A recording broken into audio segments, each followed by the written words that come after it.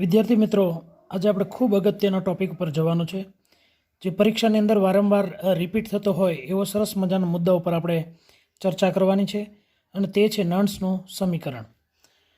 નર્ન્સભાઈએ બિન પ્રમાણિત વિદ્યુત રાસાયણિક કોષનો પોટેન્શિયલ ગણવા માટેનું સમીકરણ રજૂ કર્યું.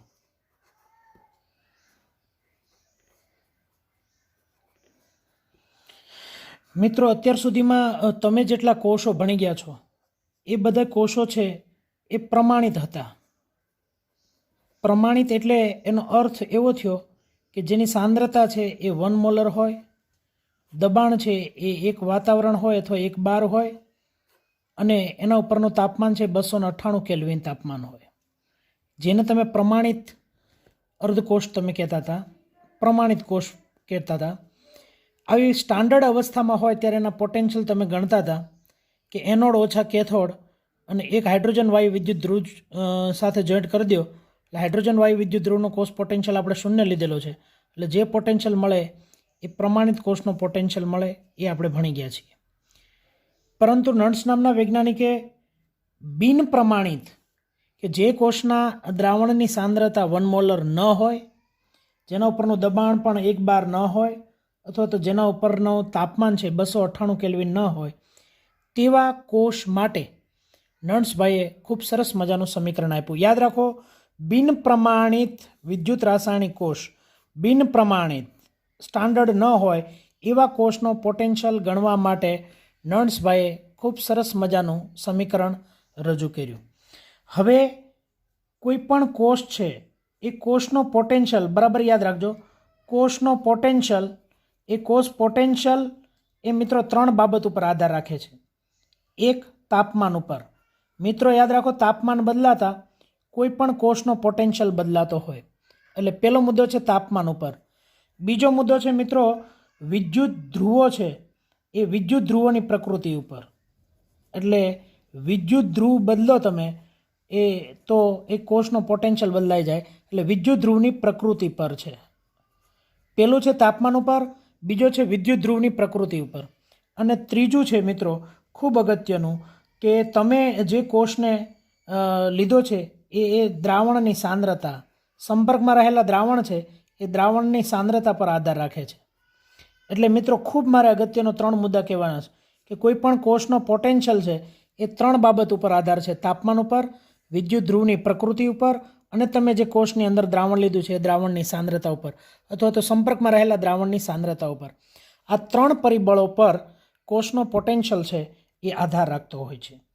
હવે નર્ન્સભાઈએ શું કીધું એ બરાબર આપણે ધ્યાનથી સમજવાનું છે. તો નર્ન્સભાઈએ બહુ અગત્યની મસ્ત મજાની વાત કરી છે કે દાખલા તરીકે તમારી પાસે આ એક પ્રક્રિયા છે, અર્ધ પ્રક્રિયા લખું છું, Mn+n ઇલેક્ટ્રોન મેળવે એટલે એમાંથી M બને સોલિડ. આ એક્વિયસ એટલે આયન સ્વરૂપે છે. તો મિત્રો આ જે પ્રક્રિયા થઈ એ રિડક્શન અર્ધ પ્રક્રિયા થઈ. યાદ રાખો, કઈ પ્રક્રિયા થઈ? આ રિડક્શન અર્ધ પ્રક્રિયા. તો ધારો કે મારી પાસે અડધી પ્રક્રિયા છે, રિડક્શનની અડધી પ્રક્રિયા છે, તો એને લખવા માટે એ ભાઈએ એવું કીધું છે બિન પ્રમાણિત કોષ પોટેન્શિયલ જે પ્રક્રિયા થઈ હોય લખવાનું M+n માંથી M બન્યો છે, એટલે કે રિડક્શન થયું. તો રિડક્શન બિન પ્રમાણિત રિડક્શન પોટેન્શિયલ બરાબર અહીંયા લખવાનું પ્રમાણિત અવસ્થામાં M+n માંથી M માઇનસ RT/NF ln નિપજની સાંદ્રતા, યાદ રાખજો બરાબર, છેદમાં પ્રક્રિયકની સાંદ્રતા. આવું સરસ મજાનું ભાઈશ્રીએ એક સમીકરણ આપ્યું. બિન પ્રમાણિત અર્ધકોષનો રિડક્શન પોટેન્શિયલ બરાબર પ્રમાણિત કોષનો reduction potential minus RT/NF ln નિપજની સાંદ્રતા.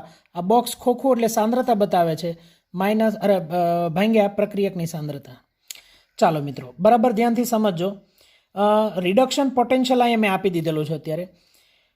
ફોર એક્ઝામ્પલ મારી પાસે કોઈ આવી એક પ્રક્રિયા છે, સમજવાનો પ્રયત્ન કરશું કે દાખલા તરીકે મારી પાસે આવી પ્રક્રિયા છે Cu+2 ઇલેક્ટ્રોન ગીવડ Cu.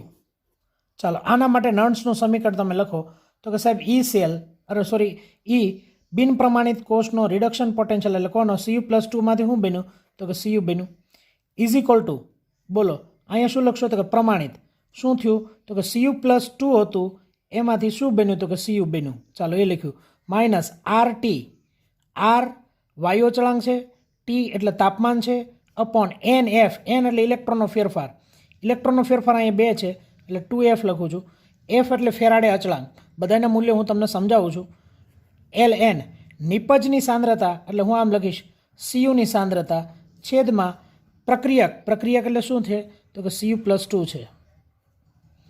પરંતુ મિત્રો બરાબર યાદ રાખો આ પ્રક્રિયાને ફરીવાર હું લખું છું અહીંયા Cu+2 માંથી Cu gives E0 Cu+2 માંથી Cu minus RT upon 2F ln Cuની સાંદ્રતા. હવે મિત્રો યાદ રાખો Cu તો સોલિડ હોય, કોઈ પણ ઘન પદાર્થ હોય એને સાંદ્રતા હોતી નથી, કારણ કે આપણે સંતુલન ચેપ્ટરની અંદર સારી રીતે ભણી ગયા છીએ. સોલિડ હોય એની સાંદ્રતાને આપણે 1 લેવાનું, સાંદ્રતા હોતી નથી.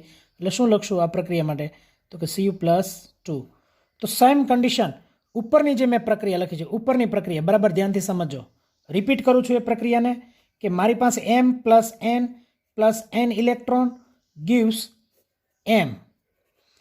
આ એક્વિયસ છે અને આ સોલિડ છે. તો મિત્રો આમાં હું શું લખી શકીશ તો આમ લખી શકાય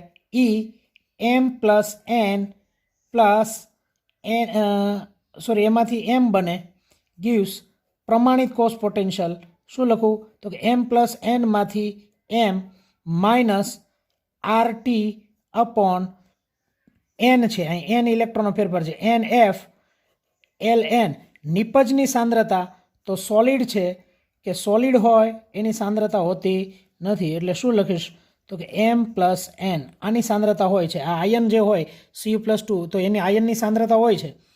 તો ફાઇનલ આનું ઇક્વેશન આમ થશે M+N માંથી M બને is equal to E0 M+N માંથી M બને minus RT upon NF ln એમની સાંદ્રતા, એમ એટલે મેટલ એટલે સોલિડ છે એ 1 લઈશું આપણે અને M+N. આ મેં તમને સમજાવ્યું એ રિડક્શન અડધો કોષ હોય એના માટેનું. મિત્રો આ કોષ્ટકની અંદર તમને આપી દીધેલું છે પ્રમાણિત રિડક્શન પોટેન્શિયલ તમને આપી દીધેલો છે. R અહીંયા લખું છું, R એટલે વાયુ અચળાંક, R વાયુ અચળાંક. આ વાયુ અચળાંક આની કિંમત તમારે લેવાની છે 8.314 8.314 કિલો જૂલ પ્રતિ મોલ. આ આરની મૂલ્ય તમારે ખાસ કિલો જૂલ પ્રતિ મોલ તમારે લેવાનું છે. ત્યારબાદ મારે તમને સમજાવવાનું છે ટી તમારે લેવાનો છે 298 કેલ્વિન લેવાનો છે, એટલે કે 25 ડિગ્રી સેલ્સિયસ તાપમાને આ પ્રક્રિયા છે. એફ એટલે ફેરાડે અચળાંક 96500 આપણે વ્યવહારિક રીતે લઈએ છીએ, 96500 કુલોમ. આનો ખાસ જો એક્ઝેક્ટ મૂલ્ય લેવું હોય તો 96487 કુલોમ છે. તો મિત્રો બરાબર યાદ રાખજો કે આનું મારે આગળ જતાં આની સમીકરણની જરૂર પડશે. 8.314 ટી 298 લઈશ, એફ 96500 લઈશ, એટલાનું સાદરૂપ હું આપીશ એટલે મને કોઈ ચોક્કસ આંકડો મળશે 0.0592. એ પણ આના LN એલોજીમાં ફેરવું એટલે 2.303 વડે ગુણીશ ત્યારે. પણ મારે અત્યારે એટલું યાદ રાખવાનું છે બિન પ્રમાણિત કોષ પોટેન્શિયલ બરાબર પ્રમાણિત રિડક્શન પોટેન્શિયલ. જો બિન પ્રમાણિત રિડક્શન પોટેન્શિયલ બરાબર પ્રમાણિત reduction potential minus RT upon NF ln નિપજની સાંદ્રતા છેદમાં પ્રક્રિયકની સાંદ્રતા. તો મિત્રો આ તમારી સમક્ષ બોર્ડ વર્ક માટે એટલું રાખું છું. વિડીયોને પોઝ કરી અને એટલી વસ્તુ તમે નોટ ડાઉન કરી લેજો. હવે હું તમને નાનું ફરીવાર નર્સ ભાઈએ શાના માટે આ સમીકરણ આપ્યું તો કે તમારે બિન પ્રમાણિત કોઈ પણ કોષ હોય કે જેની સાંદ્રતા 1 મોલર ન હોય, જેનું દબાણ 1 બાર ન હોય, જેનું તાપમાન 298 કેલ્વિન ન હોય, આ ત્રણમાંથી કોઈ એક ન હોય તો એવા કોષને બિન પ્રમાણિત શબ્દ આપણે વાપરશું. એના માટે આ ભાઈ સમીકરણ આપ્યું. કોઈ પણ કોષનો પોટેન્શિયલ છે એ 3 બાબત ઉપર આધાર રાખે છે. એક તાપમાન, બીજું વિદ્યુત ધ્રુવની પ્રકૃતિ, ત્રીજું દ્રાવણની સાંદ્રતા. ધારો કે મેં તમને એક રિડક્શન અર્ધ પ્રક્રિયા આપી છે, તો એના માટે નન્સભાઈ કેવું લખ્યું છે એ પણ તમને સમજાઈ ગયું છે. ચાલો આવી હજી એક ઓક્સિડેશન અર્ધ પ્રક્રિયા લખીએ અને એના માટેનો આપણે તારવણી કરીએ એટલે તમને ખ્યાલ આવશે. ચાલો હવે હું અહીંયા લઉં છું ઓક્સિડેશન અર્ધ પ્રક્રિયા હું અહીંયા લઉં છું. ચાલો એક ઓક્સિડેશન અર્ધ પ્રક્રિયાની આપણે એક ઉદાહરણ જોઈએ એટલે તમને આખો આઈડિયા ક્લિયર થાય. દાખલા તરીકે મારી પાસે એક પ્રક્રિયા છે, એમમાંથી M+N બને છે અને +N ઇલેક્ટ્રોન મુક્ત થાય છે. આ પ્રક્રિયાને આપણે નામ આપશું ઓક્સિડેશન અર્ધ પ્રક્રિયા. તો આના માટે નર્સભાઈ એવું જ કીધું છે કે તમારે આના માટેનું સમીકરણ લખવું હોય તો આના માટેનું સમીકરણ આમ જ લખવાનું, બિન પ્રમાણિત ઓક્સિડેશન અર્ધ પ્રક્રિયા એટલે એમમાંથી M+N બન્યું બરાબર પ્રમાણિત એમમાંથી M+N બન્યું. આ બિન પ્રમાણિત છે, આ પ્રમાણિત છે, માઇનસ RT/NF ln નિપજોની સાંદ્રતા. તો કે નિપજોની સાંદ્રતામાં શું આવશે? તો કે નિપજમાં M+N છે, આ નિપજ છે, છેદમાં પ્રક્રિયકની સાંદ્રતા એટલે M સોલિડ હોય, મેટલ છે, સોલિડ છે, એની મેં લખી છે. હવે મિત્રો બરાબર ધ્યાનથી સમજો, આ ઓક્સિડેશન અર્ધ પ્રક્રિયા છે, અડધી પ્રક્રિયા છે ઓક્સિડેશનની, કારણ કે ઇલેક્ટ્રોન મુક્ત થાય તો એ ઓક્સિડેશન કહેવાય. તો શું લખું? એમમાંથી શું બન્યું? M+N બન્યું છે. અહીંયા પ્રમાણિત લખશું, E0 એમમાંથી M+N બન્યું છે, માઇનસ RT/NF ln M+Nની સાંદ્રતા એટલે નિપજની સાંદ્રતા છેદમાં પ્રક્રિયકની સાંદ્રતા. પરંતુ મિત્રો પ્રક્રિયક છે એ ઘન છે, ઘન અવસ્થામાં હોય, સોલિડ ફોર્મમાં હોય M સોલિડ, તો એની સાંદ્રતા હોતી નથી એટલે આપણે 1 સ્વીકારી લીધેલું છે. તો આ તમારું ઓક્સિડેશન અર્ધ પ્રક્રિયા માટેનું સૂત્ર થયું. હવે મારે એક ઓક્સિડેશન અર્ધ પ્રક્રિયા તમને પ્રેક્ટિસ માટે અત્યારે આપું છું. એ ઓક્સિડેશન અર્ધ પ્રક્રિયા પ્રેક્ટિસ માટે આપું છું, બરાબર ધ્યાનથી સમજો. ચાલો એક એક્ઝામ્પલ આપું છું, ચાલો તમે મને ફટાફટ કહેશો. યસ, પહેલી પ્રક્રિયા આપું છું, Znમાંથી Zn+2 ઇલેક્ટ્રોન. ચાલો ઓકે, હવે Zn એટલે સોલિડ ફોર્મમાં હોય, આ એક્વિયસ ફોર્મમાં હોય. યસ, આ તમને આવડે છે. ચાલો હવે મને કહો તો E બોલો શું બન્યું? તો કે સાહેબ Znમાંથી Zn+2 બન્યું છે. અહીંયાથી અહીંયા જે બન્યું હોય એ લખવાનું છે બરાબર. અહીંયા પ્રમાણિત શબ્દ લખશું. શું લખશો? Znમાંથી Zn+2 બન્યું છે, માઇનસ RT/NF. NF એટલે અહીં N એટલે ઇલેક્ટ્રોનનો ફેરફાર કેટલો થયો? તો કે 2 2F ln નિપજની સાંદ્રતા એટલે કોની સાંદ્રતા લખું? Zn+2ની સાંદ્રતા લખું છું, છેદમાં પ્રક્રિયકની સાંદ્રતા તો કે 1 લખવાની કંઈ જરૂર નથી, કારણ કે સોલિડ ફોર્મમાં છે એટલે નીચે 1 લખવાની જરૂર નથી. ચાલો બીજું એક એક્ઝામ્પલ આપું છું.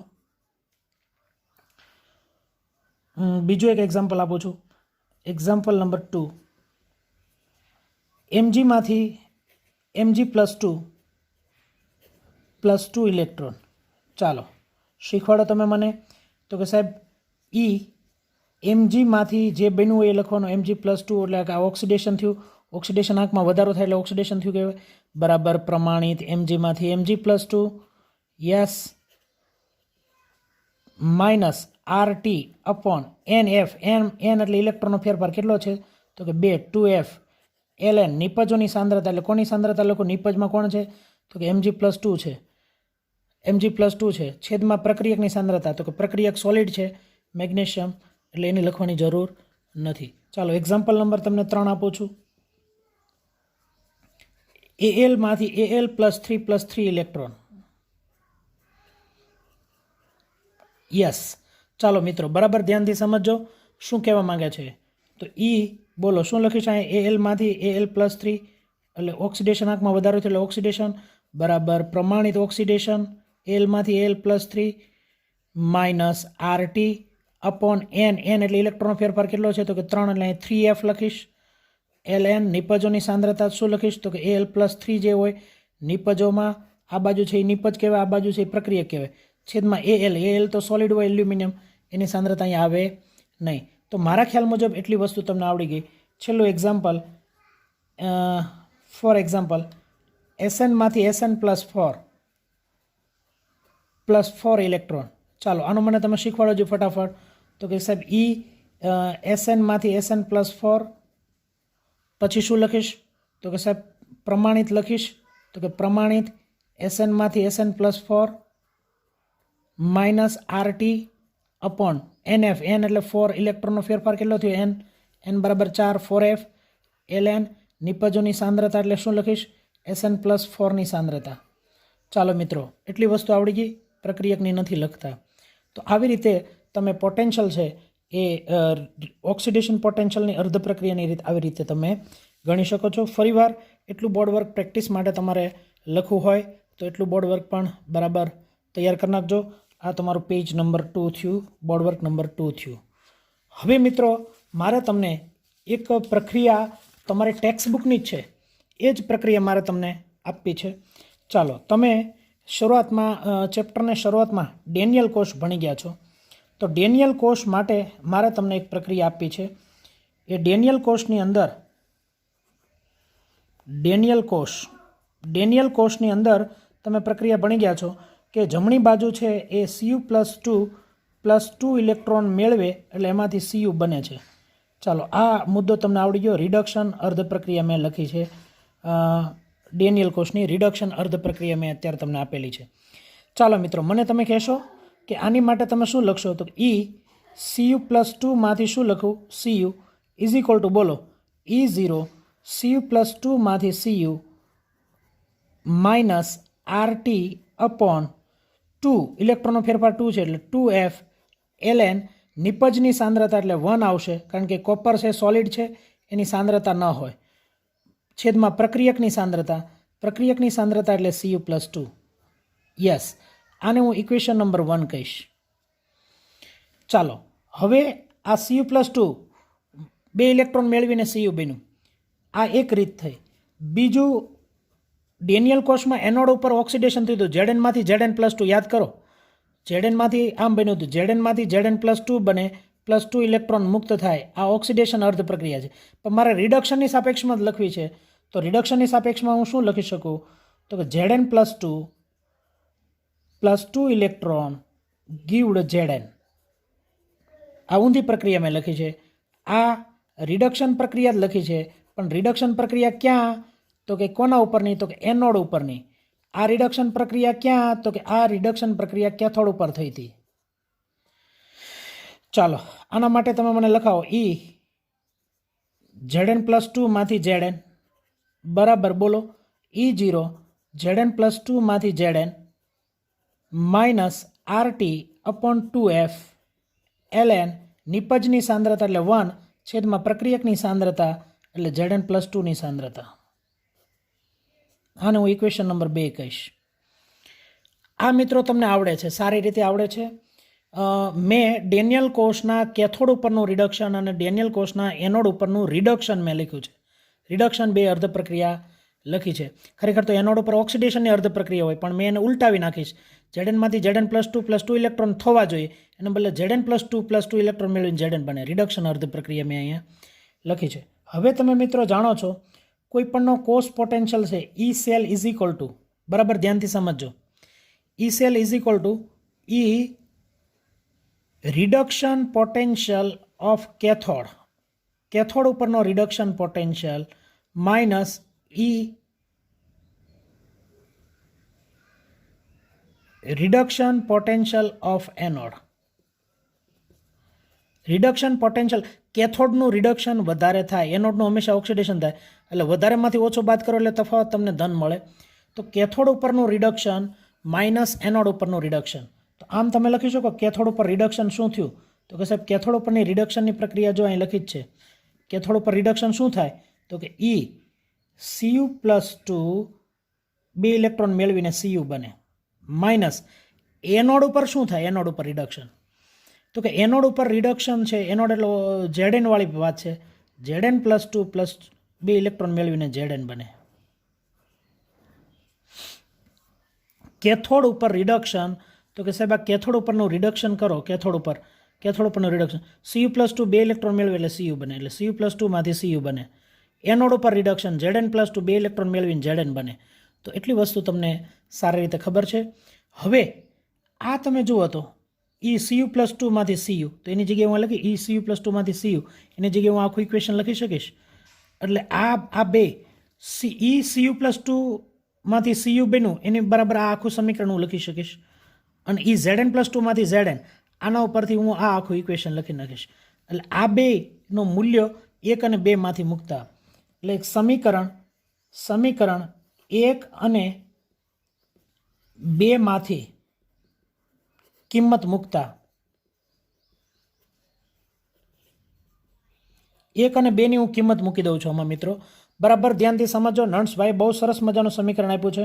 ચાલો ECU પ્લસ 2 માંથી CU બન્યું એનું મૂલ્ય જો અહીંયા ECU પ્લસ 2 માંથી CU બન્યું તો અહીં હું શું લખી શકીશ આની જગ્યાએ?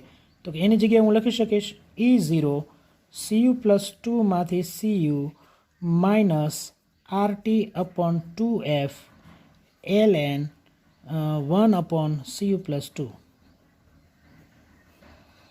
આ માઇનસ અહીં લખું છું, માઇનસ આખો માઇનસ લખીને ZN પ્લસ 2 માંથી ZN એનું મૂલ્ય અહીંયા છે એ અહીંયા લખીશ E0 ZN પ્લસ 2 માંથી ZN minus RT upon 2F ln 1 upon ZN plus 2. આ મેં લખી નાખ્યું. આ કાઉન્સ હું છોડી દઉં છું એટલે આમ લખીશ E0 CU પ્લસ 2 માંથી CU minus RT upon 2F ln 1 upon CU plus 2 ની સાંદ્રતા માઇનસ E0 ZN પ્લસ 2 માંથી ZN minus minus plus RT, અહીંયા માઇનસ છે અહીંયા માઇનસ છે એટલે પ્લસ થઈ જશે, RT upon 2F ln 1 upon ZN plus 2. ચાલો એટલો મુદ્દો થઈ ગયો. આ પ્રક્રિયા અહીં પૂર્ણ થઈ ગઈ, સાદરૂપ આપી દીધું. હવે આને હું આમ ખાલી ક્રમ ચેન્જ કરું છું, આમ લખું છું E0 CU પ્લસ 2 માંથી CU minus E0 ZN plus 2 માંથી ZN માઇનસ આ RT અપોન 2F, આને હું કોમન કાઢું RT upon 2F ln 1 upon CU plus 2, અહીંયા માઇનસ કોમન કાઢ્યા એટલે અહીંયા માઇનસ થશે, minus ln 1 upon ZN plus 2. સાંભળો બરાબર. આ પહેલાં મેં લખ્યું છે અહીંયા, પછી આનું આ મેં અહીંયા લખ્યું છે માઇનસ RT અપોન 2F ને મેં કોમન કાઢ્યા છે ln 1 અપોન CU પ્લસ 2, અહીં માઇનસ કોમન કાઢ્યા છે એટલે અંદર નિશાની બદલાઈ જશે એટલે માઇનસ થશે ln 1 અપોન ZN પ્લસ 2. હવે આપ જુઓ તો વ્યવસ્થિત જુઓ તો CU પ્લસ 2 માંથી CU અને ZN પ્લસ 2 માંથી ZN બેના રિડક્શન પોટેન્શિયલ છે, પણ કેથોડ ઓછા એનોડ છે. ઉપર ટોપી પહેરાવી એટલે હું શું લખીશ E0 આખા કોષનો પોટેન્શિયલ બની ગયો, E0 સેલ લખી શકાય. કારણ કે બરાબર ધ્યાનથી સમજો, આ જે મેં લખ્યું ને આને મેં E સેલ કીધું. કેથોડનો રિડક્શન માઇનસ એનોડનો રિડક્શન, એવી રીતે એ જ છે. કેથોડનો રિડક્શન પોટેન્શિયલ માઇનસ એનોડનો રિડક્શન પોટેન્શિયલ, પણ આ કયો છે? પ્રમાણિત. એટલે હું અહીંયા E સેલને બદલે હું લખીશ E0 cell minus RT upon 2F ln, છેદનો આ બાદબાકી છે એટલે ભાગાકાર થશે એટલે છેદનો છેદ ઉપર આવશે એટલે અહીં લખીશ ZN પ્લસ 2 છેદમાં ZN, ZN પ્લસ 2 ઉપર જશે છેદમાં CU પ્લસ 2. મિત્રો આને હું બીજી રીતે લખીશ તો આ ખરેખર શું છે? તો E સેલ, આ E સેલનું મેં સાદરૂપ આપ્યું તો આમ લખાય E cell is equal two, અહીં શું જવાબ આવ્યો? E0 cell, E cell is equal to E0 cell minus RT upon 2F ln નિપજની સાંદ્રતા એટલે ZN પ્લસ 2 ની સાંદ્રતા એના છેદમાં પ્રક્રિયકની સાંદ્રતા. તો પ્રશ્ન એવો થાય કે સર તમે ખરેખર આવું બોલો છો કે આ નર્સનું સમીકરણ આખું મળ્યું છે, બહુ અગત્યનું છે, મારે આની તારવણી બરાબર તમને સમજાવી છે એટલા માટે બરાબર ધ્યાનથી સમજો. આ આપણો મુદ્દો થયો E cell is equal to E0 cell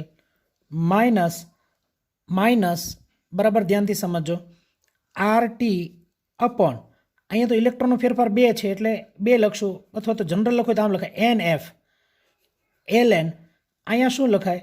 નિપજની સાંદ્રતા છેદમાં પ્રક્રિયકની સાંદ્રતા. તો કે પાછો પ્રશ્ન થાય કે સાહેબ ખરેખર અહીંયા નિપજની સાંદ્રતાના પ્રક્રિયકની સાંદ્રતા આવી છે, ZN પ્લસ 2 નિપજની સાંદ્રતા છે? તો કે યસ. તમે કદાચ ડેનિયલ કોષ તમને યાદ હોય તો તમે આવું લખ્યું હતું કે Znમાંથી Zn+2 બે ઊભા લીટા Cu+2 એમાંથી Cu બને. યાદ કરો, આ તમે ડેનિયલ કોષ છે એમાં લખ્યું હતું.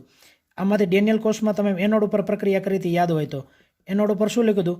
તો કે Znમાંથી Zn+2 બન્યું હતું, +2 ઇલેક્ટ્રોન બન્યા હતા. અને કેથોડ ઉપર શું થયું હતું? તો કે Cu+2 બે ઇલેક્ટ્રોન મેળવ્યા હતા અને Cu બન્યું હતું. આ પ્રક્રિયા તમે ભણી ગયા છો. ઇલેક્ટ્રોન ઉડી ગયા. આ કેથોડ ઉપર પ્રક્રિયા થઈ હતી અને કેથોડ ઉપર પ્રક્રિયા થઈ ત્યારે તમે આમ લખ્યું હતું છેલ્લી કુલ કોષ પ્રક્રિયા Zn + Cu+2 gives Zn+2 + Cu. યાદ રાખો મિત્રો, નિપજની સાંદ્રતામાં આની સાંદ્રતા તો નહીં આવે, તો આ નિપજની સાંદ્રતા થઈ. તો નિપજની સાંદ્રતા એટલે કોની લખી અહીંયા? Zn+2ની સાંદ્રતા. પ્રક્રિયકની સાંદ્રતામાં આ તો સોલિડ છે એટલે આની સાંદ્રતા નહીં આવે, Cu+2ની સાંદ્રતા. તો જો આ કોની સાંદ્રતા થઈ? નિપજની. જો નિપજ બાજુ જુઓ, આ કોની સાંદ્રતા થઈ? પ્રક્રિયકની. જો પ્રક્રિયક બાજુ. તો આવી રીતે મિત્રો મને નર્સભાઈનું સમીકરણ બહુ સહેલું, ઝડપથી બોલવા માટે આપણે બધા તૈયાર રહીશું. બહુ અગત્યનું સિમ્પલ એટલું સૂત્ર યાદ રાખવાનું છે. E cell is equal to E0 cell. E cell is equal to E0 cell minus RT upon NF ln નિપજની સાંદ્રતા છેદમાં પ્રક્રિયકની સાંદ્રતા. બોલીએ ફરીવાર. E cell is equal to E0 cell minus RT upon NF ln નિપજની સાંદ્રતા minus પ્રક્રિયકની સાંદ્રતા.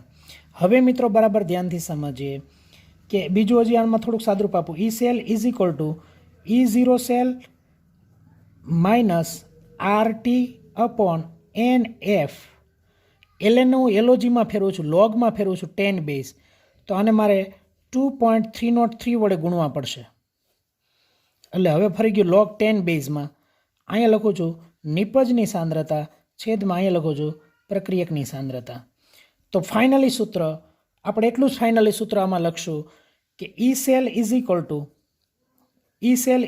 to E0 cell minus 2.303 RT 2.303 into R into T upon NF log 10 base નિપજ એટલે પ્રોડક્ટ છેદમાં પ્રક્રિયક એટલે રિએક્ટન્ટ એટલે R.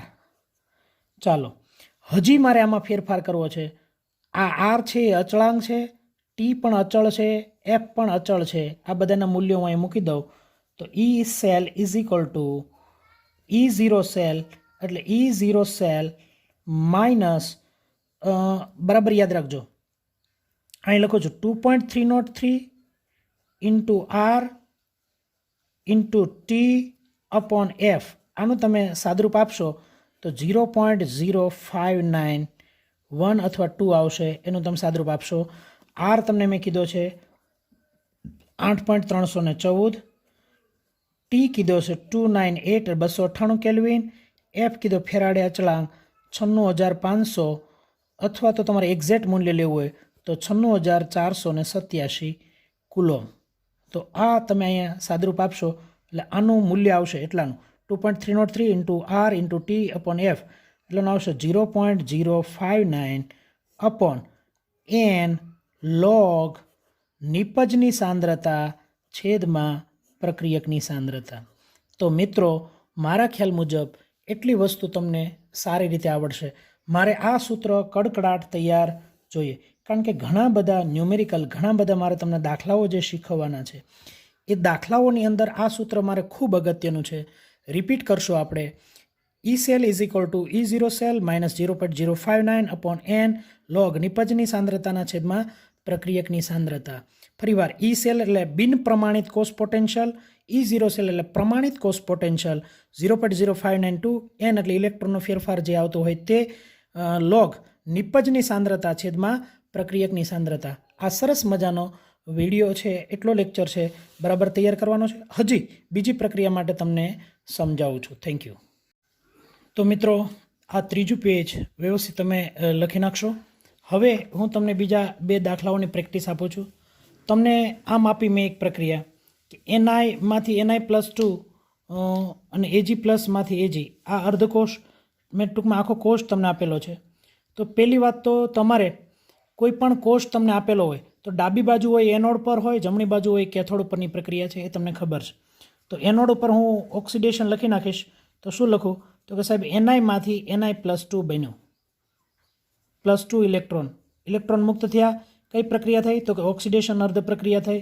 એનઆઈમાંથી Na+2 એકવીએસ, આ સોલિડ ફોર્મ છે. કેથોડ ઉપર કઈ પ્રક્રિયા થઈ? તો કે કેથોડ ઉપર અહીંથી પ્રક્રિયા લેવાની છે. Ag+ ઇલેક્ટ્રોન મેળવે, એક્યુ ઇલેક્ટ્રોન મેળવે એટલે એમાંથી Ag બને. અચ્છા, Ag+માંથી Ag બને. પરંતુ મિત્રો કોઈ પણ કોષ પ્રક્રિયા છે ત્યારે એમાં ઇલેક્ટ્રોનનું સમાનીકરણ કરવું. જેટલા ઇલેક્ટ્રોન મુક્ત થાય એટલે જ ઇલેક્ટ્રોન સ્વીકારવા જોઈએ. એટલે હું આ કોષની પ્રક્રિયાને બેલેન્સ કરું એટલે આ આખી પ્રક્રિયાનું 2 વડે ગુણીશ. તો આને 2 વડે ગુણીશ, આ 2 વડે ગુણીશ. હવે ઇલેક્ટ્રોન ગયા. કુલ કોષ પ્રક્રિયા લખું છું Ni+2Ag+ aqueous gives Ni+2 aqueous plus 2Ag. હવે મિત્રો આપણી સરસ મજાનું નર્ન્સભાઈનું સમીકરણ છે કે E cell is equal to, બરાબર યાદ રાખજો, E0 cell minus 0.059259 upon n log નિપજની સાંદ્રતા. તો આ પ્રક્રિયામાં નિપજ આ થઈ Ni+2 એટલે અહીં લખવાનું Ni+2ની સાંદ્રતા છેદમાં પ્રક્રિયકની સાંદ્રતા. પ્રક્રિયક આ થયો Ag+. પરંતુ મિત્રો યાદ રાખો મોલ જે આગળ હોય એ મોલને ઉપર ઘાતમાં જવા દેવાના. એટલે શું લખીશ? તો કે Ag+ અને 2 ઉપર ઘાતમાં જશે. અહીંયા મોટે ભાગે વિદ્યાર્થીઓ ભૂલ કરતા હોય. નિપજની સાંદ્રતામાં Ni+2ની સાંદ્રતા અહીં લખી નાખે, છેદમાં પ્રક્રિયકની સાંદ્રતામાં Ag+ ને લખી નાખે. આ 2નું ધ્યાનમાં નથી લેતા. આ 2 છે એ તમને ખૂબ ભૂલ કરાવડાવશે. એટલે યાદ રાખજો આવી રીતે. તો બોલો E cell is equal to E0 cell minus 0.059 upon n log નિપજની સાંદ્રતા આ પ્રક્રિયા ઉપરથી તમારે ગોતવાની છે. ખરેખર ડાબી બાજુ હોય એ નિપજ બને અને જમણી બાજુ હોય એ પ્રક્રિયક બને, પણ પ્રક્રિયા બેલેન્સ કરો તો પણ તમને આ મોલનો ફેરફાર ખબર પડે. જનરલી આ પ્રક્રિયાને મારે લખવી હોય તો કેવી રીતે લખી શકું કે સ્મોલ a મોલ છે, કેપિટલ A પ્રક્રિયક, સ્મોલ b મોલ છે, કેપિટલ B એ પ્રક્રિયક, સ્મોલ c મોલ છે, નિપજ, સ્મોલ d મોલ છે, નિપજ. હવે મારે આને લખવું હોય તો શું લખી શકાય? તો કે સાહેબ simple, E cell is equal to E0 cell minus 0.059 upon n log નિપજની સાંદ્રતા. નિપજ જે છે આ નિપજ છે તો આવી જ્યારે પ્રક્રિયા આપણે સંતુલિત પ્રક્રિયા હોય તો સંતુલન ચેપ્ટરની અંદર ભણ્યા હતા કે જે નિપજો હોય એ નિપજોના મોલને ઉપર ઘાતમાં જવા દેતા હતા. ડીની સાંદ્રતા હોય એની ઉપર સ્મોલ ડી ઘાત થતી હતી, એની સાંદ્રતા હોય એની ઉપર સ્મોલ એ ઘાત થતી હતી, અને બીની સાંદ્રતા હોય એની ઉપર સ્મોલ મોલ છે એ ઉપર ઘાતમાં જતા રહે. અને આના ઉપરથી એક સરસ મજાનું ભણ્યા હતા કે E cell is equal to E0 cell minus 0.059 upon n log નિપજની સાંદ્રતા છેદમાં પ્રક્રિયકોની સાંદ્રતા. એને આપણે નામ આપતા હતા સંતુલન અચળાંક. નિપજોની સાંદ્રતાના છેદમાં પ્રક્રિયકોની સાંદ્રતા એને આપણે આપતા હતા નામ સંતુલન અચળાંક. તો આવી રીતે સંતુલન અચળાંક ગણવા માટે પણ આ એક સૂત્ર યાદ રાખજો. સંતુલન અચળાંક ગણવા માટેનું સૂત્ર E cell is equal to E0 cell minus 0.059 upon n log Kc. આવી રીતે સંતુલન અચળાંક પણ ગણી શકાય છે. મિત્રો બરાબર ધ્યાનથી સમજો.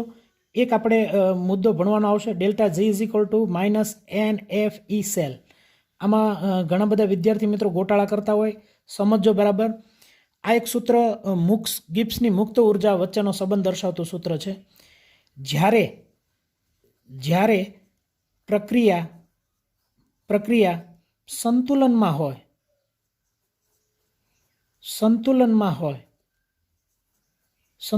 હોય ત્યારે મુક્ત થતો ઉર્જાનો ફેરફાર એ શૂન્ય હોય. Delta G is equal two 0 થાય. એટલે આની કિંમત તમે 0 થાય ક્યારે? સંતુલનમાં હોય ત્યારે. હું શબ્દ વાપરું છું સંતુલન માટે. આ પ્રક્રિયા અત્યારે મેં તમને સમજાવી છે સંતુલન માટે. હવે સંતુલનમાં પ્રક્રિયા છે ત્યારે delta G is equal two 0 થાય. મુક્ત થતો ઉર્જાનો ફેરફાર શૂન્ય થાય. જો પ્રક્રિયા આપમેળે થતી હોય, અહીં શબ્દ વધારે લખી દઉં છું, આપમેળે થતી હોય તો ત્યારે ડેલ્ટા Gની કિંમત ઋણ આવે, માઇનસ આવે, એટલે કે ઋણ આવે. પ્રક્રિયા આપમેળે ન થાય, આપમેળે ન થાય તો ડેલ્ટા જીની કિંમત ધન આવે, પોઝિટિવ આવે, અને જો પ્રક્રિયા સંતુલનમાં હોય ત્યારે ડેલ્ટા જીની કિંમત શૂન્ય સ્વીકારવી, એટલે 0 થાય. પણ હવે તમે જાણો છો ઇલેક્ટ્રોનનો ફેરફાર ક્યારે 0 ન થાય, એફ 0 ન થાય.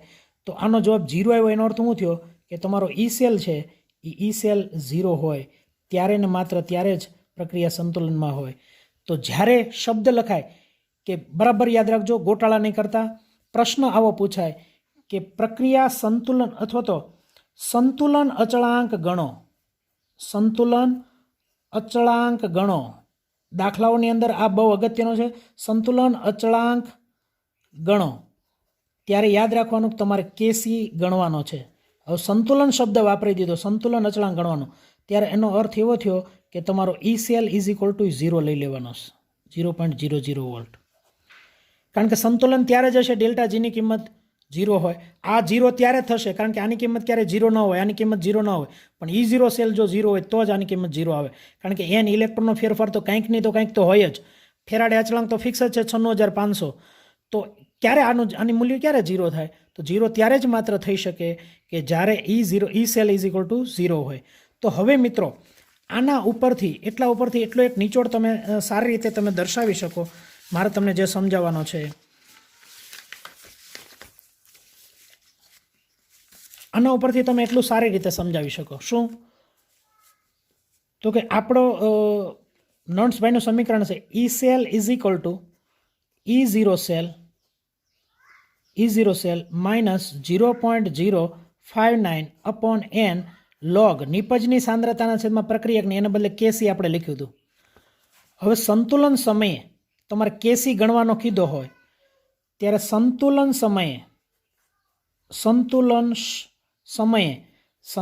સમય ત્યારે થાય કે જ્યારે ઈ સેલ ઇઝ ઇક્વલ ટુ શું મારે લેવું પડે?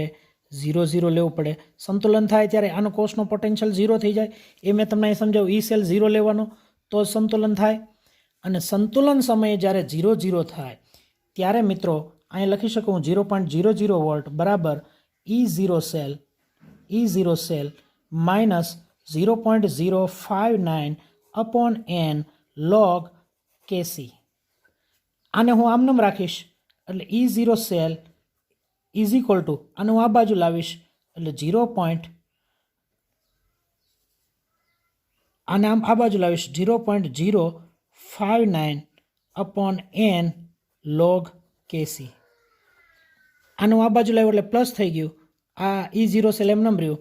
હવે લોગ કેસીને હું સૂત્રનો કરતા બનાવું તો કે log KC is equal to E0 cell આ લોગ કેસીને હું સૂત્રનો કરતા બનાવું છું. અને આમને રાખીશ, આ બાજુ આવશે E0 સેલ ઇન્ટુ એન ઉપર જશે છેદમાં 0.059. આ બીજું સૂત્ર તમારે યાદ રાખવાનું છે સંતુલન અચળાંક માટે. બીજું સૂત્ર ખૂબ અગત્યનું યાદ રાખવાનું છે. Log KC is equal to E0 cell upon n 0.059.